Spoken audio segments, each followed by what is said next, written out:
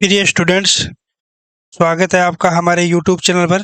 आज हम बात करेंगे पांडुलिपि चित्रकला की परंपरा और वीडियो पार्ट नंबर 2।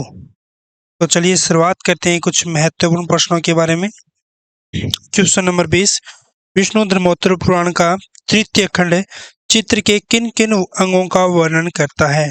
तो विष्णु धर्मोत्तर पुराण का तृतीय खंड में चित्रसूत्र नामक एक अध्याय को भारतीय कला और विशेषकर चित्रकला की स्रोत पुस्तक के रूप में स्वीकार किया गया है। विष्णु धर्मोत्तर पुराण का जो तृतीय खंड है, उस तृतीय खंड में एक चित्रसूत्र नामक एक अध्याय है जिसमें भारतीय कला के बारे में बताया गया, भारत की सभी कलाओं के बारे में बताया गया है, लेकिन विशेषकर चित्रकला के बारे में इसमें बताया गया है। इसी खंड में चित्र की तकनीकी उपकरण सामग्रियों सतह है, चित्र के विभिन्न अंगों जैसे रूप भेद या बाहरी स्वरूप, प्रमाण या मापन, अनुपात या ढांचा, भाव, अभिव्यक्ति, लावण्य योजना या सौंदर्य संरचना, सादृश्यता या समरूपता तथा वर्णिका भंग या रंगों व ब्रश का प्रयोग करना आदि के बारे में विस्तार पूर्वक बताया गया है।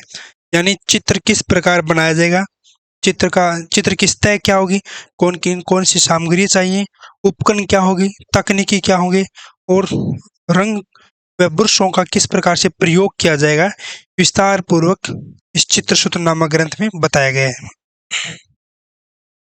क्वेश्चन नंबर 21, पश्चिमी भारत में जैन पेंटिंग ने किससे प्रेरणा प्राप्त की है? तो पश्चिमी भारत में जैन पेंटिंग ने शास्त्रदान से प्रेरणा प्राप्त की। शास्त्रदान की अवधारणा यानी किताबों को दान करना जैन समुदाय में प्रसिद्ध थी, जहां जैन शास्त्रों के उद्धरणों से युक्त चित्र को मठों की लाइब्रेरी में दान किया जाता था, जिन्हें भंडार कहा जाता था। इन भंडारों को उदारता, आभार और अधिकारिता का भाव प्राप्त होता था। यानी पश्चिमी या फिर जैन शैली को सबसे ज्यादा बढ़ावा मिला है, क्योंकि इसमें एक रीति रिवाज था किताबों को दान करना, यानी शास्त्रों को दान करना, और इन शास्त्रों को दान करने से क्या है, जैन शैली को सबसे ज्यादा बढ़ावा मिला था। क्वेश्चन नंबर 22, कल्प सूत्र क्या है? कल्प सूत्र एक जैन शैली का एक सर्वाधिक चित्रांकन वाला एक ग्रंथ है। तो जैन परंपरा में कल्प सूत्र को सर्वाधिक चित्रांकन वाला ग्रंथ माना गया है। इसके एक भाग में 24 तीर्थंकरों के जीवन से मरण तक की घटनाओं को गाते हुए बताया गया है। जैन धर्म के कुल 24 तीर्थंकर थे। पहला था ऋषभदेव आदिनाथ, फिर 23वां पार्श्वनाथ, 24वां महावीर स्वामी, ऐसे 1 2 24 तीर्थंकर थे, जिनके बारे में जीवन से लेकर मरण तक की घटनाएं इसमें दिखाई गई है, जो कलाकार को उनके जीवन के चरित्र को चित्रित करने के लिए विषय प्रदान करता है। उनके जीवन की 5 प्रमुख घटनाएं जिन्हें विस्तृत रूप से बताया गया है। जो जैन शैली के जो तीर्थंकर है, उनके जीवन से मरण तक की 5 प्रमुख घटनाएं इसमें दिखाई गई है। यानी सबसे पहले की घटना है गर्भाधान, फिर जन्म के बाद गृह त्याग, उसके बाद ज्ञान प्राप्ति, फिर प्रथम उपदेश और महापरिनिर्वाण मृत्यु या मोक्ष के बारे में दिखाया गया है। क्वेश्चन नंबर 23, कालकाचार्य कथा क्या है? कालकाचार्य ग्रंथ आचार्य कालका की कथा का वर्णन है। कालका अपनी बहन अपहृत बहन, जो कि एक जैन साध्वी थी, को एक दुष्ट राजा से बचाने के अभियान पर था, और यह हमें कालका की रोमांचकारी और साहसिक घटना के बारे में बताता है। जैसे अपनी बहन का पता लगाने हेतु जमीन का शुद्धिकरण करना, अपनी जादुई शक्तियों का प्रदर्शन करना, अन्य राजाओं से संबंध बनाना, आखिर में दुष्ट राजा से लड़ना। यानी कालकाचार्य कथा एक जैन शैली का एक ग्रंथ है, जो कि कालका अपनी एक बहन को दुष्ट राक्षस से या राजा से बचाने के अभियान पर है। यह हमें एक रोमांचकारी और साहसिक घटनाओं के बारे में बताता है, और उसमें जो कालका है वो जादुई शक्तियों का प्रयोग करता है और जो अन्य राजा है उनके साथ संबंध बनाते हुए दिखाया गया, और लास्ट में आखिर में दुष्ट राजा को वध करते हुए दिखाया गया है। ये जो कल्प सूत्र है, कालकाचार्य है, और इसके बाद में 1 2 ग्रंथ और है, इनके बारे में वार्षिक परीक्षा में क्वेश्चन आएगा। क्वेश्चन नंबर 24, जैन पांडुलिपि चित्रकला पर एक टिप्पणी लिखिए। जैन चित्रकला में कल्प सूत्र, कालकाचार्य कथा, संग्रहणी तथा उत्तरायण सूत्र आदि सभी ग्रंथों की प्रतियां बड़ी संख्या में लिखी गई है। जैन पांडुलिपियों में एक महत्वपूर्ण पृष्ठ होता है जिसका नाम होता है कोलोफोन पृष्ठ। कोलोफोन पृष्ठ पांडुलिपि चित्रकला के किसी समूह का सबसे महत्वपूर्ण पृष्ठ होता है, क्योंकि यह संरक्षक, कलाकार, संगठन, कार्य के पूर्ण होने की तिथि और स्थान आदि महत्वपूर्ण विवरण सूचनाएं प्रदान करता है। यानी जो जैन पांडुलिपि होती है उनका एक सबसे महत्वपूर्ण पृष्ठ होता है कोलोफोन पृष्ठ। उस कोलोफोन पृष्ठ के ऊपर संरक्षक का नाम, कलाकार का नाम, संगठन का नाम या कार्य पूर्ण होने की तिथि, शुरुआत होने की तिथि और स्थान आदि का विवरण उसके ऊपर लिखा जाता है। और केंद्र में धागे से समस्त चित्रों को एक साथ बांधने हेतु एक छोटा सा छिद्र बनाया गया है। ये संरक्षित रखने के उद्देश्य से लकड़ी के आवरण से ढका गया, जिन्हें पटलिश कहा जाता है। यह पटलिश पांडुलिपि के सबसे ऊपर पेंदे में रखी गई है। यानी जैन शैली में बहुत सारे ग्रंथों का निर्माण किया गया। कल्प सूत्र, कालकाचार्य कथा, संग्रहणी सूत्र और उत्तरायण आदि सभी ग्रंथों का निर्माण बड़ी संख्या में जैन पांडुलिपि में किया गया, जैन शैली में किया गया। और जैन शैली के जो पांडुलिपि होती है उनका एक महत्वपूर्ण पृष्ठ होता है जिसे कोलोफोन पृष्ठ भी कहते हैं। कोलोफोन पृष्ठ में कलाकार का नाम लिखा होता है और राजा का नाम लिखा होता है। कार्य के शुरुआत होने की तिथि लिखी जाती है और कार्य पूर्ण होने की भी तिथि लिखी जाती है। और स्थान का भी वहाँ पे लिखा जाता है कौन से स्थान पर इस चित्र का या पांडुलिपि का निर्माण किया गया। और जो पांडुलिपि होती है उसके ऊपर और एक नीचे लकड़ी का आवरण लगा होता है जिसे पटलिश कहा जाता है। और पटलिश को या फिर जो पांडुलिपि है उसको मजबूत करने के लिए बीच में एक छिद्र करके उसको बांधा जाता है। आगे क्वेश्चन नंबर क्वेश्चन है निम्नात्मक, जैन चित्रकला पर विस्तार पूर्वक वर्णन करते हुए कलागत विशेषताओं को स्पष्ट कीजिए। भारत के पश्चिमी भाग में जो चित्रकला शैली फली फूली उसे पश्चिमी भारतीय चित्रकला के नाम से जाना जाता है।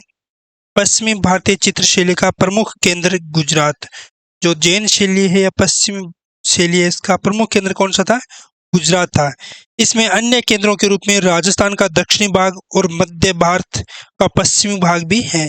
इसमें गुजरात के कुछ प्रमुख बंदरगाहों की उपस्थिति के स्थानीय साथ इन क्षेत्रों से गुजरने वाले व्यावसायिक मार्गों का एक जाल था, जिसमें वहां के शक्तिशाली सरदार, सौदागर और व्यापार से अर्जित अपनी धन संपदा और समृद्धि के कारण कला के संरक्षक बन गए।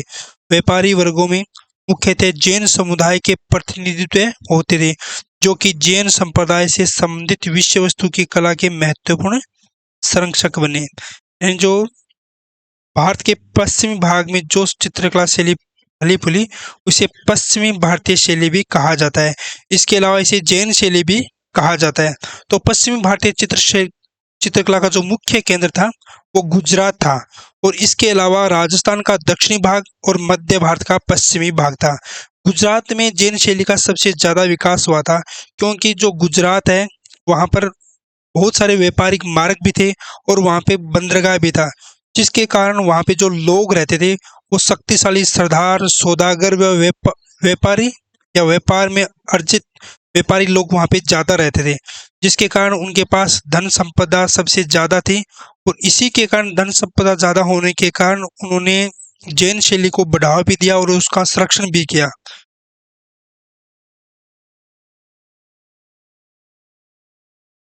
आगे है जैन शैली के बारे में थोड़ी सी और जानकारी ले लेते हैं। पश्चिमी भारतीय चित्रकला के वे भाग जो जैन विषय वस्तु और हस्तलिपि का चित्रण करते थे उसे जैन चित्र शैली के नाम से जाना जाता था।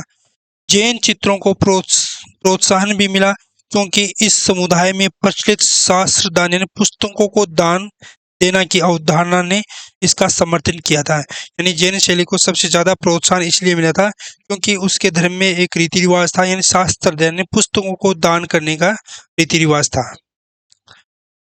अब हम बात कर लेते हैं जैन शैली के प्रमुख ग्रंथों के बारे में। पहले हमने पढ़ा जैन शैली का विकास किस प्रकार हुआ, फिर जैन शैली को बढ़ावा किस तरीके से मिला, और फिर हम पढ़ेंगे जैन शैली के कौन कौन से ग्रंथ हैं। जैसे कल्प सूत्र है, कालकाचार्य कथा है, संग्रहणी सूत्र है और उत्तराध्ययन, इनके बारे में हम पढ़ लेंगे। तो हमारा ये जैन शैली का विस्तार पूर्वक वर्णन जो क्वेश्चन है ये पूरा हो जाएगा। और इसी प्रकार आपको वार्षिक परीक्षा में ही जो अगर एग्जाम में क्वेश्चन आ जाए तो करना है। कल्प सूत्र, जैन परंपरा में कल्प सूत्र को सर्वाधिक चित्रांकन वाला ग्रंथ माना गया है। इसके एक भाग में 24 तीर्थंकरों के जीवन से मृत्यु तक की घटनाओं को गाते हुए बताया गया है, जो कि उनके जन्म से लेकर मोक्ष तक उद्धृत है, जो कि कलाकारों को उनके जीवन की गाथा पर चित्र बनाने हेतु सामग्री उपलब्ध कराता है। अब कौन कौन सी 5 प्रमुख घटनाएं जो इस विस्तार पूर्वक कल्प सूत्र में दिखाई गई है। अवधारणिक गर्भाधान, फिर जन्म, जन्म के बाद में गृह त्याग, वो गृह त्याग के बाद में प्रबोधन, और फिर प्रथम उपदेश, और उसके बाद में मोक्ष की घटना है जो कल्प सूत्र में दिखाई गई है।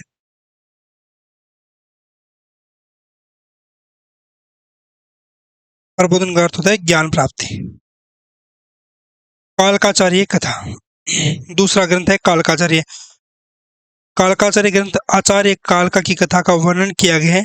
कालका अपनी अपहृत बहन जो कि एक जैन साध्वी थी को एक दुष्ट राजा से बचाने के अभियान पर है। यह हमें कालका की रोमांचकारी और साहसिक घटनाओं के बारे में बताता है, जैसे अपनी बहन का पता लगाने हेतु जमीन का शुद्धिकरण करना, अपनी जादुई शक्तियों का प्रदर्शन करना और अन्य राजाओं के साथ संबंध बनाना, और आखिर में दुष्ट राजा से लड़ना। ये कालकाचार्य जो ग्रंथ है इसमें ये दृश्य दिखाया गया है, बनाया गया है। संग्रहणी सूत्र, ये भी एक जैन शैली का ग्रंथ है।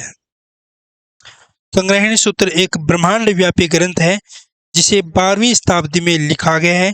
इसमें ब्रह्मांड के ढांचे एवं अंतरिक्ष के मापन की अवधारणाएं विद्यमान है। जैनियों के द्वारा असंख्य रूप से इन सभी ग्रंथों की प्रतियां बनाई गई। ये जो ग्रंथ है इन सभी की जैनियों के द्वारा अलग अलग बहुत सारी प्रतिलिपियां बनाई गई है। उत्तराध्ययन सूत्र, उत्तराध्ययन सूत्र महावीर स्वामी की शिक्षाएं लिखी हुई है, जो एक साधु के द्वारा किए जाने वाले व्यवहार के बारे में बताती है। तो उत्तराध्ययन जो सूत्र ग्रंथ है इसमें महावीर स्वामी के बारे में बताया गया है। ताड़ की पत्तियों पर चित्रित जैन चित्र,